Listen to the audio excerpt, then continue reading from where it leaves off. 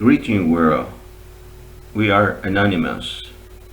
Now I'm making this second video on my theory about the coronavirus being already here in the US before we thought. And I'm saying this because new evidence has come up showing that there were two people who died from coronavirus in California in early February. That means that the virus was here in the US before February. Now that is starting to make much more sense when we see what's going on, what has been happening, not only here but also in New York. Because according to how things are going right now, if there was people sick from this illness in California in January, that means, and it's obvious, it makes sense that there were cases earlier than that, probably even at the end of December, middle December in New York. And that will make sense when we see what's going on up there in the East Coast.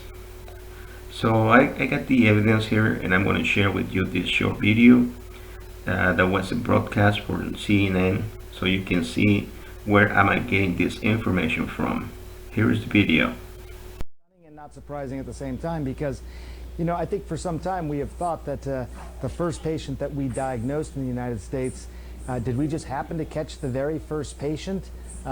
We were looking for specific people who had traveled back from China at that point or had known exposure to people with coronavirus. But the idea that this was a virus, that it was already spreading in the community, I think was suspected for a while. We just didn't know for sure.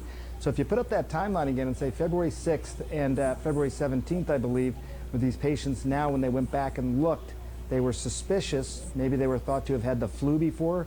Are there many other patients out there as well? Because if these were patients who died, how much coronavirus was actually spreading in the community and when? Probably much more and a lot earlier. And right in the middle of those two dates, between February 6th and February 17th, February 12th, you remember, is when the CDC also disclosed that the testing that they had was not working. The testing was flawed.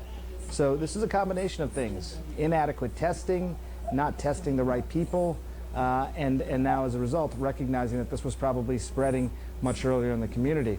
I'm talking maybe early, mid-January, probably at least between the time someone is exposed and the time that someone died from this.